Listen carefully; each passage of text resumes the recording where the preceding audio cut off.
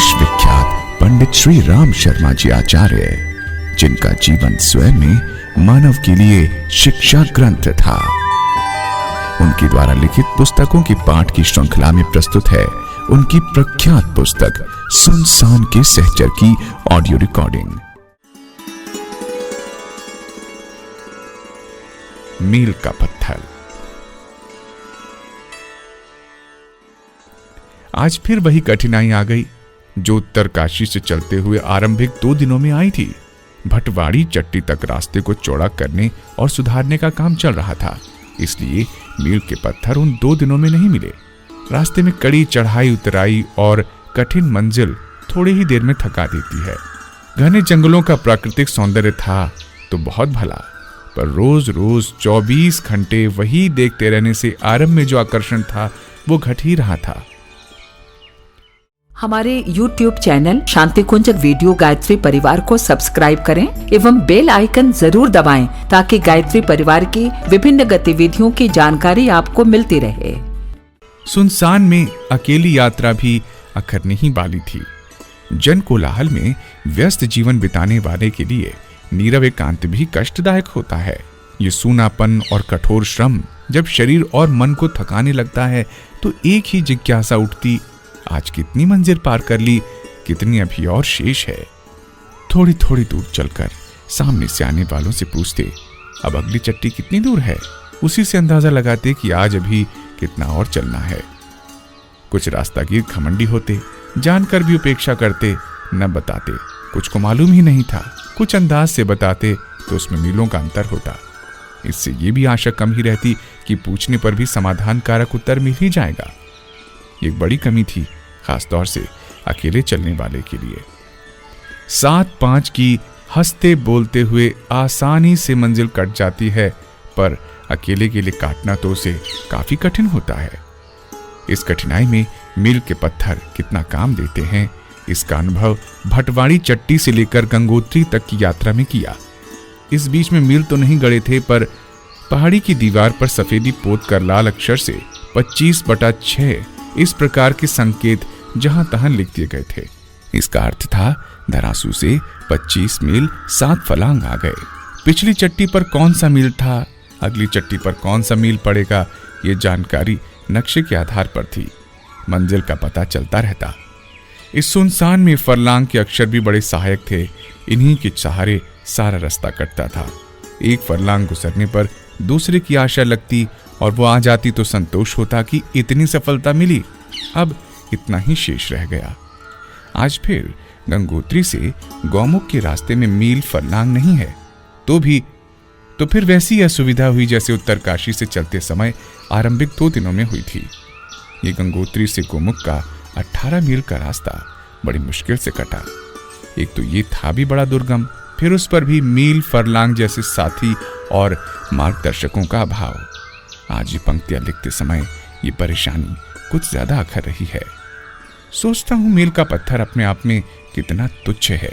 उसकी कीमत योग्यता, सामर्थ्य, विद्या, बुद्धि सभी उपहारास्पद है, पर यह अपने एक निश्चित और नियत कर्तव्य को लेकर यथास्थान जम गया है। हटने की सोचता तक नहीं। उसे एक छोटी सी बात मालूम है, धरासू इतने मील इतने फलांग हैं, बस केवल इतने से ज्ञान से लेकर ये जनसेवा के पथ पर अड़ गया है। उस पत्थर के टुकड़े की नगण्य और तुच्छ सी निष्ठा अंततः कितनी उपयोगी सिद्ध हो रही है। मुझ जैसे अगणित पथिक उससे मार्गदर्शन पाते हैं और अपनी परेशानी का समाधान करते हैं। जब ये जरा सा पत्थर का टुकड़ा मार्गदर्शन कर सकता है, तब मिट्टी का जरा सा 1-2 पैसे मूल्य का दीपक प्रकाश देकर रात्रि के खतरे से दूसरों की जीवन रक्षा कर सकता है। तो क्या सेवा भावी मनुष्य को इसलिए चुप ही बैठना चाहिए कि उसकी विद्या कम है, बुद्धि कम है, सामर्थ्य कम है, योग्यता कम है? कमी हर किसी में है, पर हम में से प्रत्येक अपने क्षेत्र के कम से कम जानकारी में, कम स्थिति के लोगों में बहुत कुछ कर सकते हैं। अमुक योग्यता मिलती तो अमुक कार्य करता। ऐसी शिक्षिली कल्पनाएं करते रहने की अपेक्षा क्या ये उचित नहीं कि अपनी जो योग्यता है उसी को लेकर अपने से पिछड़े हुए लोगों को आगे बढ़ाने का मार्गदर्शन का काम शुरू कर दें? मील का पत्थर सिर्फ धरासू और गंगोत्री का अंतर मात्र जानता है, उतना ही बता सकता है, पर उसकी सेवा भी क्या कम महत्व की है? उसके अभाव में उत्तरकाशी से भटवाड़ी तक परेशानी रही, और कल गोमुख दर्शन का जो सौभाग्य मिलने वाला है, उसकी सुखद कल्पना में उन पत्थरों का अभाव बुरी तरह खटक रहा है। हम में से कितने ऐसे हैं जो मील के पत्थरों से अधिक जनसेवा कर सकते हैं, पर आत्मविश्वास, निष्ठा और जो कुछ है उसी को लेकर अपने उपयुक्त क्षेत्र में अड़ जाने की निष्ठा हो, तभी तो हमारी उपयोगिता को सार्थक होने का अवसर मिले।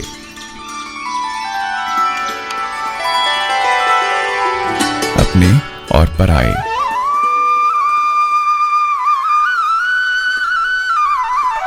लगातार की यात्रा ने पैरों में छाले डाल दिए। आज ध्यानपूर्वक पैरों को देखा तो दोनों पैरों में कुल मिलाकर छोटे बड़े 10 छाले निकले।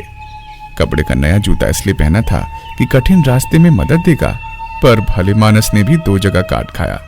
इन छाले और जख्मों में से जो कुछ कच्चे थे वे सफेद, और जिनमें पानी पड़ गया था वहां वे पीले हो गए थे। चलने में दर्द करते हैं और दुखते हैं। लगता है पैर अपने सफेद पीले दांत निकालकर चलने में लाचारी प्रकट कर रहे हैं। मंजिल दूर है। गुरु पूर्णिमा तक हर हालत में नियत स्थान पर पहुंचना है। पैर अभी से दांत दिखाएंगे तो कैसे बनेगी? लंगड़ा लंगड़ा कर तो कल किसी प्रकार चल लिया गया, पर आज मुश्किल मालूम पड़ती है। 2-3 छाले फूट गए, जख्म बनते जा रहे हैं। बढ़ गए तो चलना कठिन हो जाएगा, और ना चला जा सका तो नियत समय तक लक्ष्य पर पहुंच पाना कैसे संभव होगा? इस चिंता ने दिन भर परेशान रखा। नंगे पैर चलना भी कठिन है। रास्ते भर ऐसी पथरीली कंकड़ियां बिछी हुई हैं कि वे जहां पैर में गड़ जाती कांटे की तरह दर्द करती हैं। एक उपाय करना पड़ा। आधी धोती फाड़कर 2 टुकड़े किए गए और उन्हें पैरों से बांध दिया गया। जूते उतारकर थैले में रख लिए। काम चल गया। धीरे धीरे रास्ता कटने लगा। एक ओर तो ये अपने पैर हैं जो आड़े वक्त में दांत दिखाने लगे, दूसरी ओर ये बांस की लाठी है जो बेचारी न जाने कहां जन्मी, कहां बड़ी हुई और कहां से साथ होली सगे भाई जैसा काम दे रही है। जहां चढ़ाई आती है वहां ये तीसरे पैर का काम करती है। जैसे बूढ़े बीमार को सहृदयी कुटुंबी अपने कंधे का सहारा देकर आगे ले चलता है, वैसे ही थकान से अब शरीर चूर चूर होता है।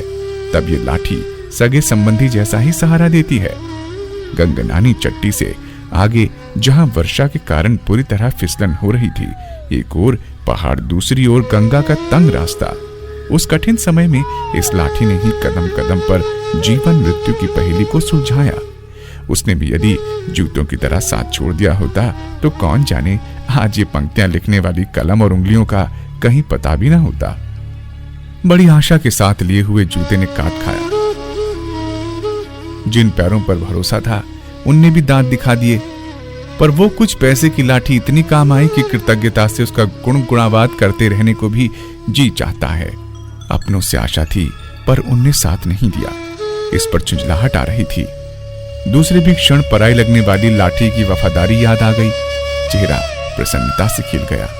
जिनने अड़चन पैदा की उनकी बजाय उन्हीं का स्मरण क्यों न करूं जिनकी उदारता, सहायता के बल पर यहां तक आ पहुंचा हूं।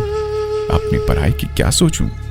उस ईश्वर की दृष्टि में सभी अपने, सभी पराये हैं।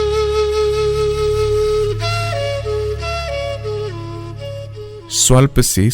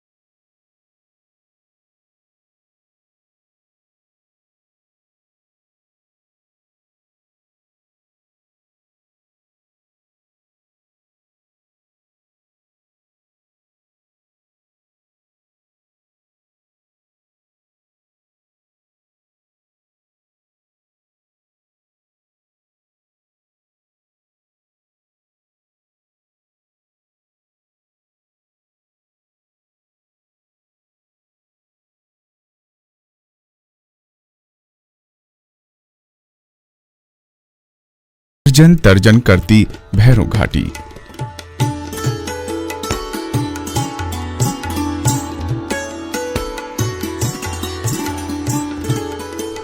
आज भैरव घाटी पार की। तिब्बत से व्यापार करने के लिए तैलंग घाटी का रास्ता यहीं से है। हर्षिल के जाड़ और खंभा व्यापारी इसी रास्ते तिब्बत के लिए माल बेचने ले जाते हैं और बदले में उधर से ऊन आदि लाते हैं। चढ़ाई बहुत कड़ी होने के कारण थोड़ी थोड़ी दूर चलने पर ही सांस फूलने लगती थी और बार बार बैठने एवं सुस्ताने की आवश्यकता अनुभव होती थी। पहाड़ की चट्टान के नीचे बैठा सुस्ता रहा था।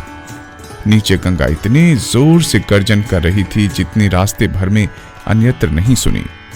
पानी के छींटे उछलकर 30-40 फुट ऊंचे तक आ रहे थे। इतना गर्जन तर्जन, इतना जोश, इतना तीव्र प्रवाह यहाँ क्यों है, ये जानने की उत्सुकता बढ़ी और ध्यान पूर्वक नीचे झांक कर देखा। दूर दूर तक दृष्टि दौड़ाई। दिखाई दिया कि यहाँ गंगा दोनों ओर सटे पहाड़ों के बीच बहुत छोटी सी चौड़ाई में होकर गुजरती है।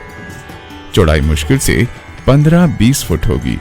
इतनी बड़ी जलराशि इतनी तंग जगह में होकर गुजरे तो यहाँ प्रवाह की इतनी तीव्रता होनी ही चाहिए।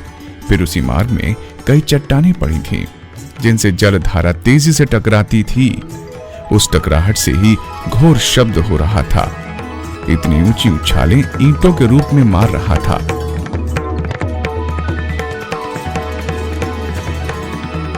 गंगा के प्रचंड प्रवाह का दृश्य यहाँ देखते ही बनता था।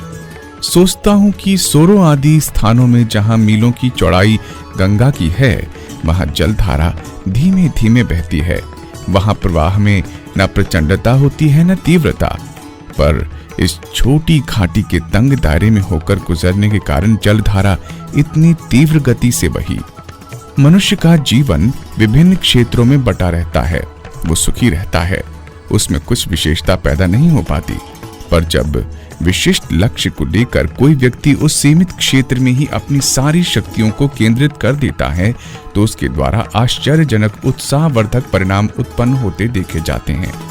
मनुष्य यदि अपने कार्य क्षेत्र को बहुत फैलाने, अनेक अधूरे काम करने की अपेक्षा अपने लिए एक विशेष कार्य क्षेत्र चुन ले तो क्या वो भी इस तंग घाटी में गुजरते समय उछलती गंगा की तरह आगे बढ़ सकता है? जलधारा के बीच पड़े हुए शिलाखंड पानी को टकराने के लिए विवश कर रहे थे। इसी संघर्ष में गर्जन तर्जन हो रहा था और छोटे छोटे रुई के गुब्बारे के बने पहाड़ की तरह ऊपर उठ रहे थे।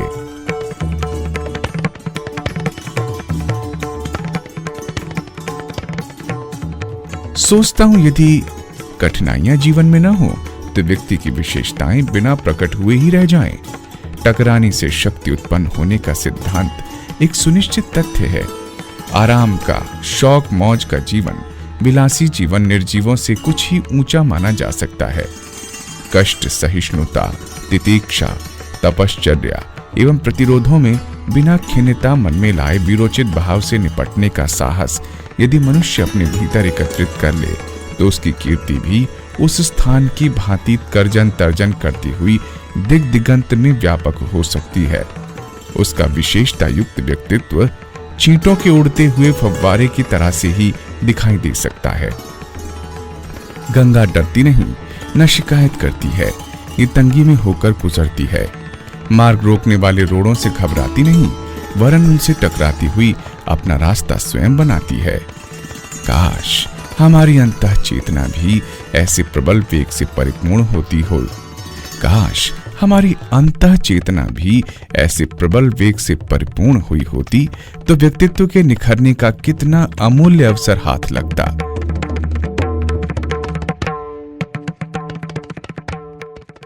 हमारे YouTube चैनल शांति कुंज वीडियो गायत्री परिवार को सब्सक्राइब करें एवं बेल आइकन जरूर दबाएं ताकि गायत्री परिवार की विभिन्न गतिविधियों की जानकारी आपको मिलती रहे। सीधे और टेढ़े पेड़।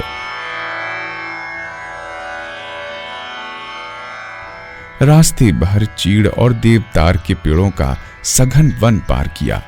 ये पेड़ कितने सीधे और ऊंचाई तक बढ़ते चले गए हैं, उन्हें देखकर प्रसन्नता होती है। कई पेड़ 50 फुट तक ऊंचे होंगे, सीधे ऐसे चले गए हैं मानो ढाल पर लट्ठे गाड़ दिए हैं। मोटाई और मजबूती भी काफी है। इनके अतिरिक्त दीवार, दादरा, पिनखू आदि के टेढ़े मेढ़े पेड़ भी बहुत हैं जो चारों ओर छितराए हुए हैं। इनकी बहुत डालियां फूटती हैं और सभी पतली रहती हैं। इनमें से कुछ को छोड़कर शेष ईंधन के काम आते हैं। ठेकेदार लोग इन्हें जलाकर कोयला भी बना ले जाते हैं। ये पेड़ जगह तो बहुत घेरते हैं पर उपयोग इनका साधारण होता है। चीड़ और देवदारू से जिस प्रकार इमारती और फर्नीचर का काम होता है वैसा इन टेढ़े तिरछे पेड़ों से बिल्कुल भी नहीं होता, इसलिए इनकी कोई पूछ भी नहीं करता। मूल्य भी इनका बहुत सस्ता होता है। देखता हूं जो पेड़ लंबे गए हैं उनने इधर उधर शाखाएं नहीं फोड़ी हैं, ऊपर को एक ही दिशा में सीधे बढ़ते गए हैं। इधर उधर मुड़ना इनने नहीं सीखा। शक्ति को एक ही दिशा में लगाए रहने से ऊंचे उठते रहना स्वाभाविक भी है। चीड़ और देवदारू के पेड़ों ने यही नीति अपनाई है। वे अपनी इस नीति की सफलता की सर्वोन्नत मस्तक से घोषणा कर रहे हैं। दूसरी ओर टेढ़े तिरछे पेड़ हैं जिनका मन अस्थिर, चित्त चंचल रहा, एक और टिका ही नहीं। विभिन्न दिशाओं का स्वाद चखना चाहा और ये देखना चाहा कि देखें किस दिशा में ज्यादा मजा है, किधर जल्दी सफलता मिलती है। इस चंचलता में उन्होंने अनेक दिशाओं में अपने को बांटा, अनेकानेक शाखाएं फूली। छोटी छोटी टहनियों से उनका कलेवर फूल गया। वे प्रसन्न भी हुए कि हमारी शाखाएं हैं, इतना फैलाव फुलाव है। दिन बीत गए, बेचारी जड़ें सब शाखाओं को खूब विकसित होने के लायक रस कहां से जुटा पाती। प्रगति रुक गई, टहनियां छूटी और दुबली रह गईं। पेड़ और तना भी कमजोर रहा और ऊंचाई भी न बढ़ सकी। अनेक भागों में विभक्त होने पर मजबूत तो रहती ही कहां से। बेचारे ये दादरा और पिनखू के पेड़ अपनी डालियां छितराए रहे, लेकिन समझदार व्यक्तियों को उनका मूल्य कुछ जचा नहीं। उन्हें कमजोर और बेकार माना गया। अनेक दिशाओं में फैलकर जल्दी से किसी न किसी दिशा में सफलता प्राप्त करने की उतावली में अंततः कुछ बुद्धिमत्ता साबित न हुई। देवदारू का एक निष्ठ पेड़ मन ही मन इन टेढ़े तिरछे पेड़ों की चाल चपलता पर मुस्कुराता हो तो आश्चर्य ही क्या है।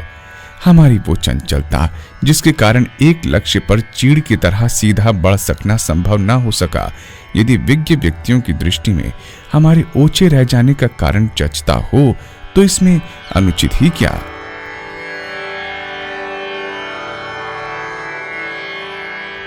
पत्तीदार साग।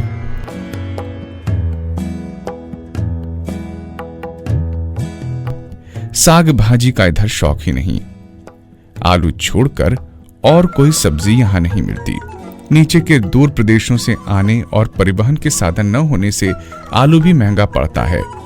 चट्टी के दुकानदार 1 रुपया सेर देते हैं।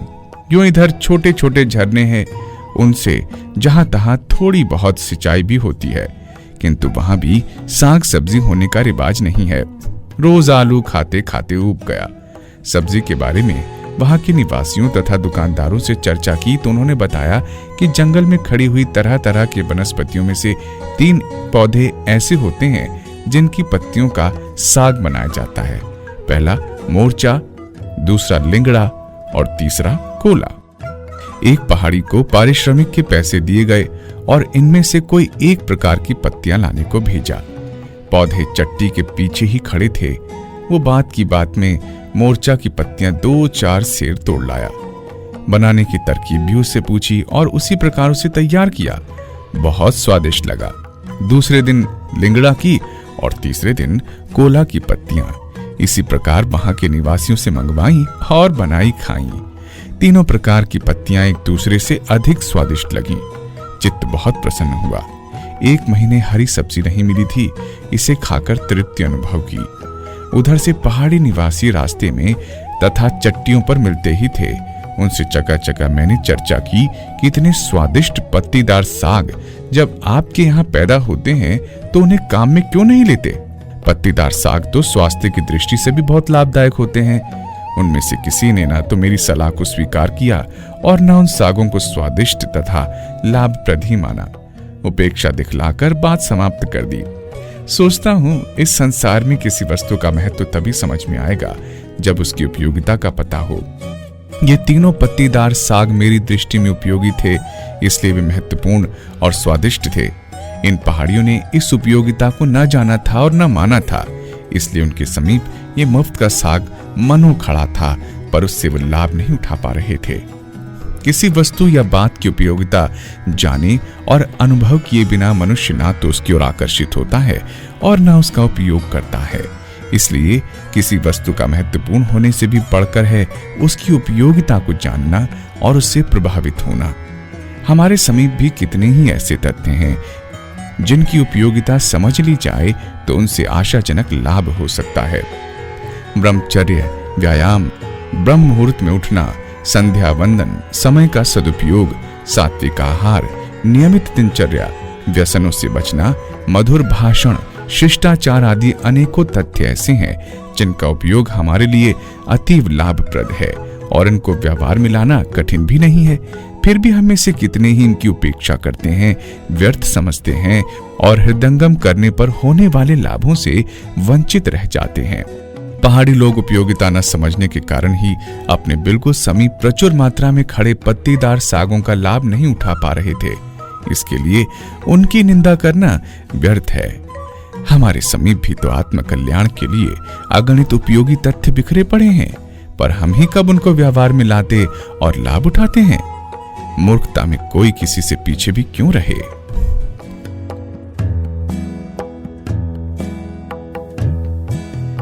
बादलों तक जा पहुंचे। आज प्रातः काल से ही वर्षा होती रही। यूं तो पहाड़ों की चोटियों पर फिरते हुए बादल रोज ही दिखते, पर आज तो वे बहुत ही नीचे उतर आए थे। जिस घाटी को पार किया गया वो भी समुद्र तल से 10,000 फीट की ऊंचाई पर थे। बादलों को अपने ऊपर आक्रमण करते अपने को बादल चीर कर पार होते देखने का दृश्य मनोरंजक भी था और कौतूहलवर्धक भी। धुनी हुई रुई के बड़े पर्वत की तरह भाप से बने ये उड़ते हुए बादल निर्भय होकर अपने पास चले आते। घने कोहरे की तरह एक सफेद अंधेरा अपने चारों ओर घिर जाता। कपड़े में नमी आ जाती और शरीर भी गीला हो जाता। तब वर्षा होती तो पास में ही दिखता कि किस प्रकार बादल गलकर पानी की बूंदों में परिणत होता जा रहा है। अपने घर गांव में जब हम बादलों को देखा करते थे तब वो बहुत ऊंचे लगते थे।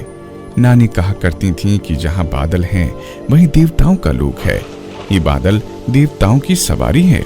इन्हीं पर चढ़कर वे इधर उधर घूमा करते हैं और जहां चाहते हैं पानी वर्षा देते हैं। बचपन में कल्पना किया करता था कि काश मुझे भी एक बादल चढ़ने को मिल जाता तो कैसा मजा आता। उस पर चढ़कर चाहे जहां घूमने निकल जाता।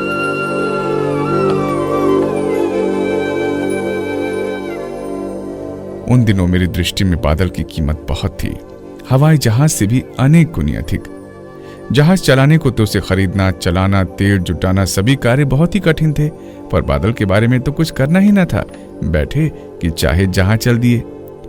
आज बचपन की कल्पनाओं के समान बादलों पर बैठकर उड़े तो नहीं, पर उन्हें अपने साथ उड़ते तथा चलते देखा तो प्रसन्नता बहुत हुई।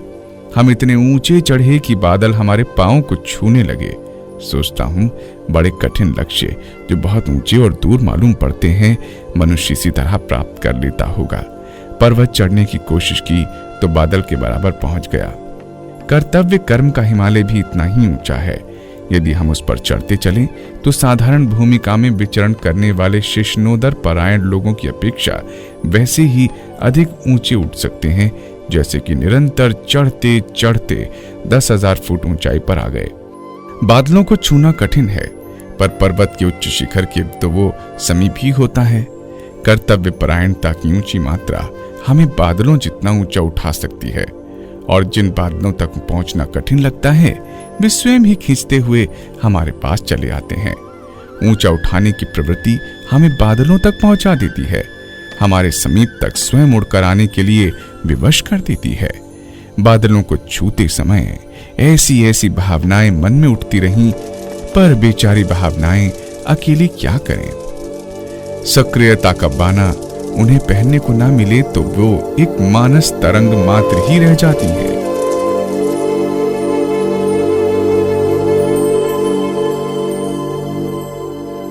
जंगली सेब। आज रास्ते में और भी कितने ही यात्रियों का साथ था। उसमें कुछ स्त्रियां भी थी। रास्ते में बिन्ना के पेड़ों पर लगे हुए सुंदर फल दिखे। स्त्रियां आपस में पूछने लगी, ये किस किस के फल हैं? उन्हीं में से एक ने कहा, ये जंगली सेब है। ना मालूम उसने जंगली सेब की बात कहां से सुन ली थी। निदान यही तय हुआ कि ये जंगली सेब के फल हैं।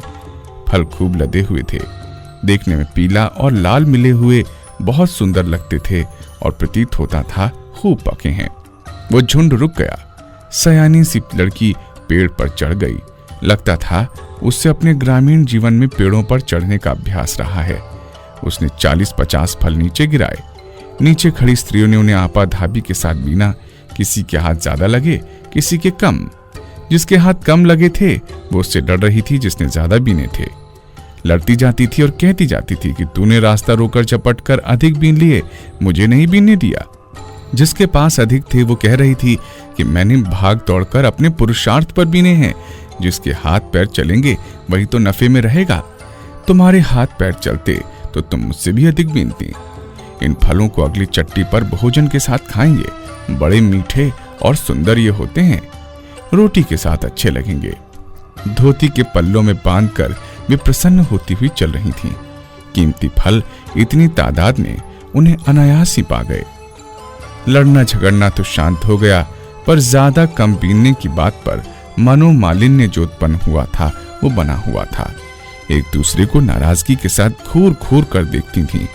चट्टी आई, सब लोग ठहरे, भोजन बना, फल निकाले गए। जिसने चखे उसी ने थू थू किया। वे कड़वे थे।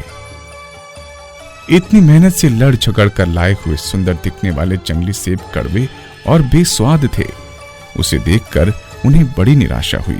सामने खड़ा हुआ पहाड़ी कुली हंस रहा था। उसने कहा, ये तो बिन्नी का फल है, उसे कोई नहीं खाता।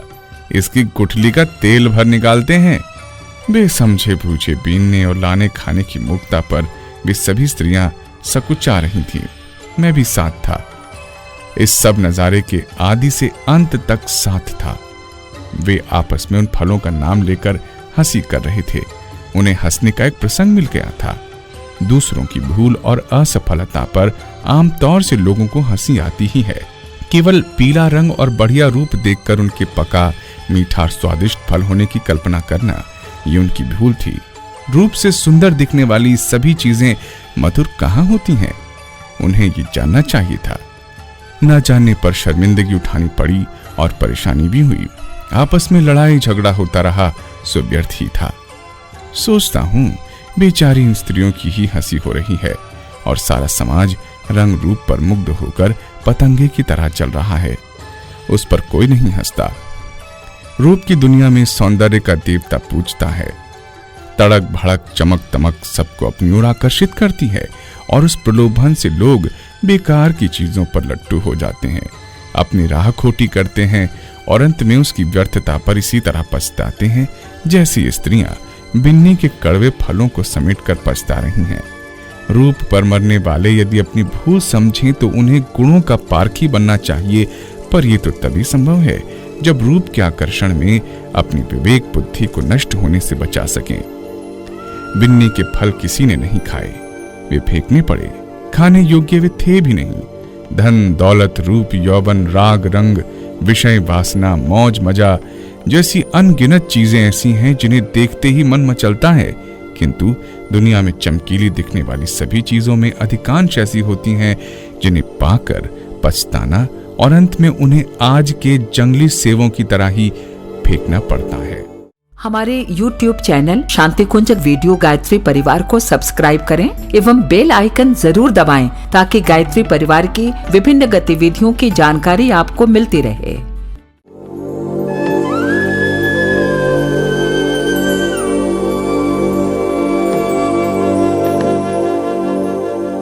संभल कर चलने वाले खच्चर। पहाड़ों पर बकरी के अतिरिक्त खच्चर ही भार वहन का काम करते हैं।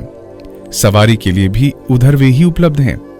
जिस प्रकार अपने नगरों की सड़कों पर गाड़ी ठेले तांगे रिक्शे चलते हैं, उसी तरह चढ़ाव उतार की विषम और खतरनाक पगडंडियों पर ये खच्चर ही निरापद रूप से चलते फिरते नजर आते हैं। देखा कि जिस सावधानी से ठोकर और खतरा बचाते हुए इन पगडंडियों पर हम लोग चलते हैं, उसी सावधानी से खच्चर भी चल रहे हैं। हमारे सिर की बनावट ऐसी है कि पैरों के नीचे की जमीन को देखते हुए ठोकरों को बचाते हुए आसानी से चल सकते हैं, पर खच्चर के बारे में ऐसा नहीं है।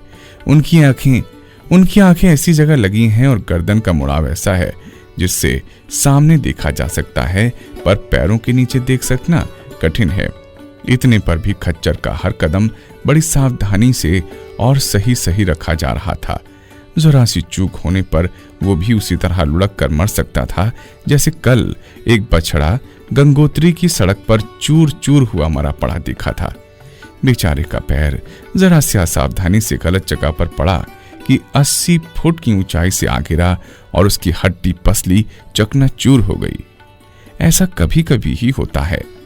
खच्चरों के बारे में तो ऐसी घटना कभी नहीं सुनी गई। लादने वालों से पूछा तो उसने बताया कि खच्चर रास्ता चलने के बारे में बहुत ही सावधानी और बुद्धिमत्ता से काम लेता है। तेज चलता है पर हर कदम को था कर चलता है। ठोकर या खतरा हो तो तुरंत संभल जाता है, बड़े हुए कदम को पीछे हटा लेता है और दूसरी जगह पैर के सहारे तलाश कर वही कदम रखता है। चलने में उसका ध्यान अपने पैरों और जमीन की स्थिति के संतुलन में ही लगा रहता है। यदि वो ऐसा न कर सकता होता तो इस विषम भूमि में उसकी कुछ उपयोगिता ही न होती। खच्चर की बुद्धिमत्ता प्रशंसनीय है।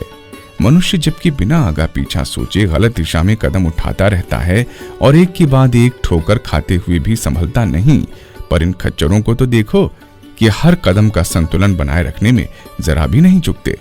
यदि सूबड़ खाबड़ दुरंगी दुनिया के जीवन मार्ग पर चलते हुए इन पहाड़ी खच्चरों की भांति अपना हर कदम सावधानी के साथ उठा सकने में समर्थ हो सके तो हमारी स्थिति वैसी ही प्रशंसनीय हो जैसी इस पहाड़ी प्रदेश में खच्चरों की है।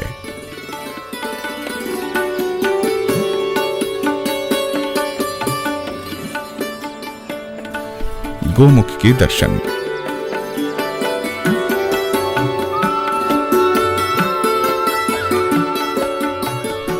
आज माता गंगा के मूल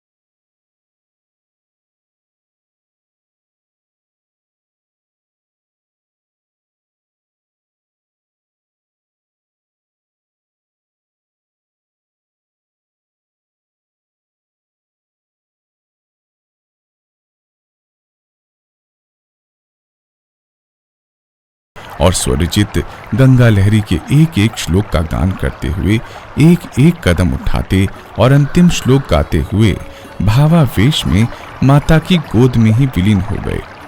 कहते हैं स्वामी राम तीर्थ भी ऐसे ही भावावेश में गंगा में कूद पड़े थे और जल समाधि ले ली थी। अपनी भूख मैंने पान और स्नान से ही शांत की। रास्ते भर उमंगें और भावनाएं भी गंगा जल की भांति हिलौरे लेती रहीं। अनेक विचार आते और जाते रहे। इस समय एक महत्वपूर्ण विचार मन में आया। उसे लिपिबद्ध करने का लोभ संवरण न कर सका, इसलिए उसे लिख ही रहा हूं। सोचता हूं कि यहाँ गोमुख में गंगा एक नन्ही सी पतली धारा मात्र है। रास्ते में हजारों झरने, नाले और नदी उसमें मिलते गए हैं। उनमें से कई तो गंगा की मूल धारा से कईयों गुने अधिक बड़े हैं। उन सब के संयोग से ही गंगा इतनी बड़ी और चौड़ी हुई है जितनी कि हरिद्वार, कानपुर, प्रयाग आदि में दिखाई पड़ती है। उसमें बड़ी बड़ी नहरें निकल गई हैं।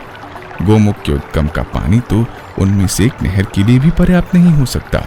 यदि कोई नदी नाले रास्ते में न मिले तो संभवतः 150 मील की मिट्टी ही उसे सोख ले और आगे बढ़ने का अवसर ही न रहे। गंगा महान है, अवश्य ही महान है, क्योंकि वो नदी नालों को अपने स्नेह बंधन में बांध सकने में समर्थ हुई।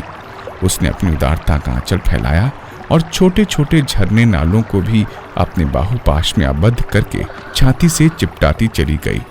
उसने गुण दोषों की परवाह किए बिना सभी को अपने उदार आंचल में स्थान दिया।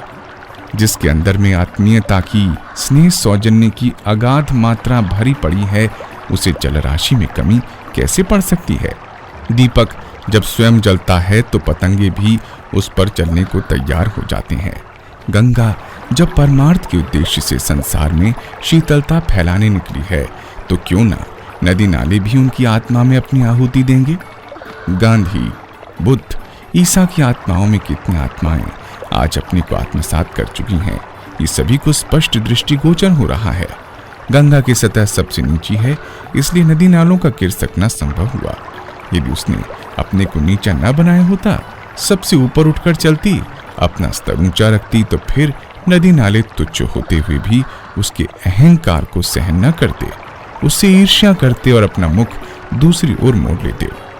नदी नालों की उदारता है सही, उनका त्याग प्रशंसनीय है सही, पर उन्हें इस उदारता और त्याग को चरितार्थ करने का अवसर गंगा ने अपने को नम्र बनाकर नीचे स्तर पर रखकर ही दिया है। अन्य अनेकों महत्ताएं गंगा की हैं, पर ये एक महत्ता ही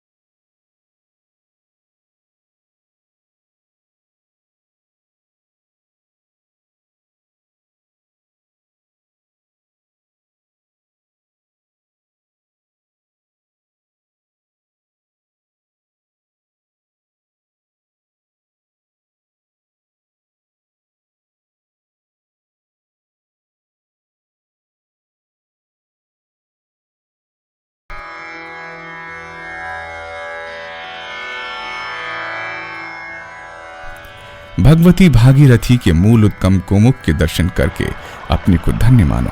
यो देखने में एक विशाल चट्टान में फंसी हुई दरार में से दूध जैसे स्वच्छ जल का उछलता हुआ झरना, बस यही गोमुख है। पानी का प्रवाह अत्यंत वेग वाला होने से बीच में पड़े हुए पत्थरों से टकराकर वो ऐसे उछलता है कि बहुत ऊपर तक चींटे पड़ते हैं।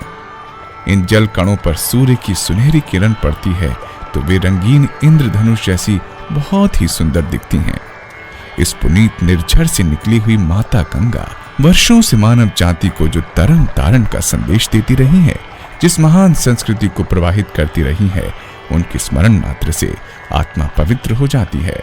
इस दृश्य को आंखों में बसा लेने को जी चाहता है। चलना इससे आगे था। गंगा, वामक, नंदनवन, भागीरथी शिखर, शिवलिंग पर्वत से घिरा हुआ तपोवन, यही हिमालय का हृदय है। इस हृदय में अज्ञात रूप में अवस्थित कितनी ही ऊंची आत्माएं संसार के तरन तारण के लिए आवश्यक शक्ति भंडार जमा करने में लगी हुई हैं। उसकी चर्चा न तो उचित है न आवश्यक। असामयिक होंगी, इसलिए उन पर प्रकाश न डालना ही ठीक है। यहाँ से हमारे मार्गदर्शक ने आगे का पथ प्रदर्शन किया। कई मील की विकट चढ़ाई को पार कर तपोवन के दर्शन हुए। चारों ओर हिमाच्छादित पर्वत श्रृंखलाएं अपने सौंदर्य की अलौकिक छटा बिखेरे हुई थी। सामने वाला शिवलिंग पर्वत का दृश्य बिल्कुल ऐसा था मानो कोई विशाल काय सर्प फन फैलाए बैठा हो। भावना की आंखें जिन्हें प्राप्त हों, वो भुजंगधारी शिव का दर्शन अपने चर्म चक्षुओं से ही कर सकता है। दाहिनी ओर लालिमा लिए हुए सुमेरु हिम पर्वत है। कई और नीली आभा वाली चोटियां ब्रह्मपुरी कहलाती हैं। इससे थोड़ा और पीछे हटकर बाईं तरफ भागीरथी पर्वत है। कहते हैं कि यहीं बैठकर भगीरथ जी ने तप किया था, जिससे गंगावतरण संभव हुआ था। यो गंगोत्री में गौरी कुंड के पास एक भगीरथ शिला है। इसके बारे में भी भगीरथ जी के तप की बात कही जाती है। वस्तुतः ये स्थान हिमाच्छादित भागीरथ पर्वत ही है। इंजीनियर लोग इसी पर्वत में गंगा का उद्गम मानते हैं। भागीरथ पर्वत के पीछे नीलगिरी पर्वत है, जहां से नीले जल वाली नील नदी प्रवाहित होती है। ये सब रंग बिरंगे पर्वतों का स्वर्गीय दृश्य एक ऊंचे स्थान पर देखा जा सकता है। जब बर्फ पिघलती है तो भगीरथ पर्वत का विस्तृत फैला हुआ मैदान दुर्गम हो जाता है। बर्फ फटने से बड़ी बड़ी चौड़ी खाई जैसी दरार पड़ जाती है। उनके मुख में कोई चला जाए तो फिर उसके लौटने की आशा नहीं की जा सकती। श्रावण भाद्रपद महीने में जब बर्फ पिघल चुकी होती है तो ये सचमुच ही नंदनवन जैसा लगता है। केवल नाम ही इसका नंदनवन नहीं, वरन वातावरण भी वैसा ही है। उन दिनों केवल मखमल जैसी घास उगती थी और दुर्लभ जड़ी बूटियों की महक से सारा प्रदेश सुगंधित हो उठता है। फूलों से धरती लद सी जाती है। ऐसी सौंदर्य स्रोत भूमि में यदि देवता निवास करते हो तो इसमें आश्चर्य ही क्या है। पांडव सशरीर स्वर्गारोहण के लिए यहाँ आए होंगे, इसमें कुछ भी अत्युक्ति मालूम नहीं होती। हिमालय का ये हृदय तपोवन जितना मनोरम है उतना ही दुर्गम भी है। शून्य से भी नीचे जमने लायक बिंदु पर जब सर्दी पड़ती है तब इस सौंदर्य को देखने के लिए कोई बिरला ही ठहरने में समर्थ हो सकता है। बद्रीनाथ, केदारनाथ इस तीर्थ तपोवन की परिधि में आते हैं। यूं वर्तमान रास्ते से जाने पर गोमुख से बद्रीनाथ लगभग 250 मील है, पर यहाँ तपोवन से माणा घाटी होकर केवल 20 मील ही है। इस प्रकार केदारनाथ यहाँ से 12 मील है, पर हिमाच्छादित रास्ते सबके लिए सुगम नहीं है। इस तपोवन को स्वर्ग कहा जाता है। इसमें पहुंचकर मैंने यही अनुभव किया मानो सचमुच स्वर्ग में ही खड़ा हूं। ये सब उस परम शक्ति की कृपा का ही फल है, जिनके आदेश पर ये शरीर निमित्त मात्र बनकर कठपुतली की तरह चलता जा रहा है। हमारे YouTube चैनल शांति कुंजक वीडियो गायत्री परिवार को सब्सक्राइब करें एवं बेल आइकन जरूर दबाएं ताकि गायत्री परिवार की विभिन्न गतिविधियों की जानकारी आपको मिलती रहे।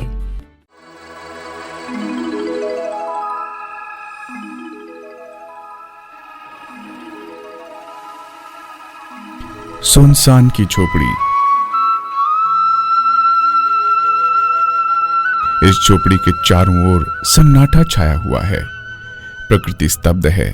सुनसान का सूनापन अखर रहा है। दिन बीता, रात आई। अनभ्यस्त वातावरण के कारण नींद नहीं आ रही। हिंस्र पशु, चोर, सांप, भूत आदि तो नहीं, पर अकेलापन डरा रहा था। शरीर के लिए करवटें बदलने के अतिरिक्त कुछ काम न था। मस्तिष्क खाली था। चिंतन की पुरानी आदत सक्रिय हो उठी। सोचने लगा, अकेलेपन में डर क्यों लगता है? भीतर में एक समाधान उपजा। मनुष्य समष्टि का अंश है। उसका पोषण समष्टि द्वारा ही हुआ है। जल तत्व से उत्प्रोत मछली का शरीर जैसे जल में ही जीवित रहता है, वैसे ही समष्टि का एक अंग, समाज का एक घटक, व्यापक चेतना का एक स्फुलिंग होने के कारण उसे समूह में ही आनंद आता है। अकेलेपन में उस व्यापक समूह चेतना से असंबद्ध हो जाने के कारण आंतरिक पोषण बंद हो जाता है। इस अभाव में बेचैनी ही सूनेपन का डर हो सकता है। कल्पना ने और आगे दौड़ लगाई। स्थापित मान्यता की पुष्टि में उसने जीवन के अनेक संस्मरण ढूंढ निकाले। सूनेपन के अकेले विचरण करने के अनेक प्रसंग याद आए। उसमें आनंद नहीं था, समय ही काटा गया था। स्वाधीनता संग्राम में जेल यात्रा के उन दिनों की याद आई जब काल कोठरी में बंद रहना पड़ा था। वैसे उस काल कोठरी में कोई कष्ट न था, पर सूनेपन का मानसिक दबाव पड़ा था। 1 महीने के बाद जब कोठरी से छुटकारा मिला तो पके आम की तरह पीला पड़ गया था। खड़े होने में आंखों तले अंधेरा आ जाता था। चूंकि सूनापन बुरा लग रहा था, इसलिए मस्तिष्क के सारे कलपुर्जे उसकी बुराई साबित करने में जी जान से लगे हुए थे। मस्तिष्क एक जानदार नौकर के समान ही तो ठहरा।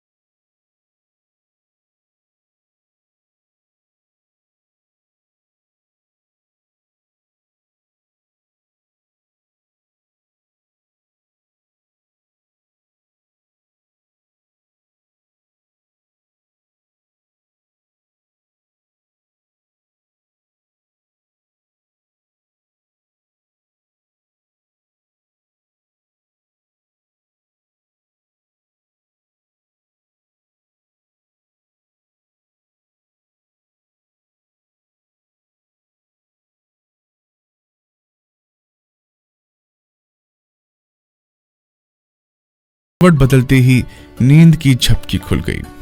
हड़बड़ाकर उठ बैठा, चारों ओर दृष्टि दौड़ाई तो अमृत सा सुंदर उपदेश सुनाने वाली देवकन्या वहां न थी। लगा मानो वो इस सरिता में समा गई हो, मानुष्य रूप छोड़कर जलधारा में परिणत हो गई हो। वे मनुष्य की भाषा में कहे गए शब्द सुनाई नहीं पड़ते थे, पर हर हर कल कल की ध्वनि में भाव वही गूंज रहे थे, संदेश वही मौजूद था। ये चमड़े वाले कान उसे सुन तो नहीं पा रहे थे, पर कानों की आत्मा उसे अब भी समझ रही थी, ग्रहण कर रही थी। ये जागृति थी या स्वप्न, सत्य था या भ्रम, मेरे अपने विचार थे या दिव्य संदेश, कुछ समझ नहीं पा रहा था।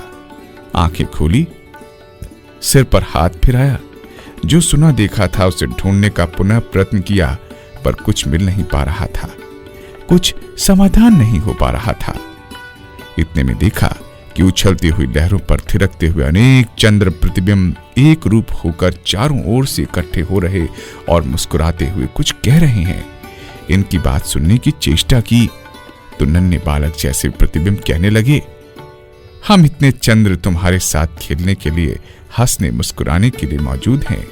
क्या हमें तुम अपना सहचर न मानोगे? क्या हम अच्छे साथी नहीं हैं? मनुष्य, तुम अपनी स्वार्थी दुनिया से आए हो, जहां जिससे जिसकी ममता होती है, जिससे जिसका स्वार्थ सजता है वो प्रिय लगता है। जिससे स्वार्थ सधा वो प्रिय अपना, जिससे स्वार्थ न सधा वो पराया, वो बिराना। यही तुम्हारी दुनिया का दस्तूर है ना? उसे छोड़ो, हमारी दुनिया का दस्तूर सीखो।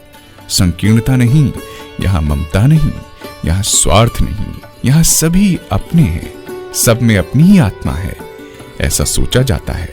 तुम भी इसी प्रकार सोचो, फिर हम इतने चंद्रबिंबों के सहचर रहते तुम्हें सूनापन प्रतीत न होगा। तुम तो यहाँ कुछ साधना करने आए हो ना? साधना करने वाली इन गंगा को देखते नहीं? प्रियतम के प्रेम में तल्लीन होकर उनसे मिलने के लिए कितनी तल्लीनता और आतुरता से चली जा रही है। रास्ते के विघ्न उसे कहाँ रोक पाते हैं? अंधकार और अकेलेपन को वो कहाँ देखती है? लक्ष्य की यात्रा से एक क्षण के लिए भी उसका मन कहाँ विरत होता है? यदि साधना का पथ अपनाना है तो तुम्हें भी यह अपनाना होगा। जब प्रियतम को पाने के लिए तुम्हारी आत्मा भी गंगा की धारा की तरह द्रुतगामी होगी, तो कहां भीड़ में आकर्षण लगेगा और सूनेपन में भय जगेगा। गंगा तट पर निवास करना है तो गंगा की प्रेम साधना भी सीखो। शीतल लहरों के साथ अनेक चंद्र बालक नाच रहे थे, मानो अपनी मथुरा में कभी हुआ रास नृत्य प्रत्यक्ष हो रहा हो। लहरें गोपियां बनी, चंद्र ने कृष्ण रूप धारण किया, हर गोपी के साथ एक कृष्ण। कैसा अद्भुत रास नृत्य ये आंखें देख रही थी। मन आनंद से विभोर हो रहा था। प्रीतम भरा प्रज्ञा कह रही थी, देख देख, अपने प्रयत्न की झांकी देख।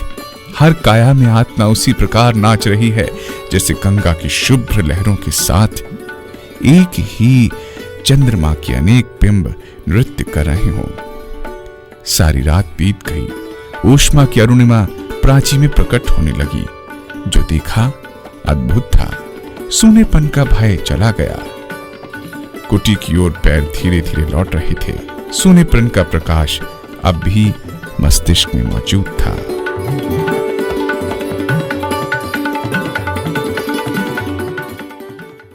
हमारे YouTube चैनल शांति कुंज वीडियो गायत्री परिवार को सब्सक्राइब करें एवं बेल आइकन जरूर दबाएं ताकि गायत्री परिवार की विभिन्न गतिविधियों की जानकारी आपको मिलती रहे।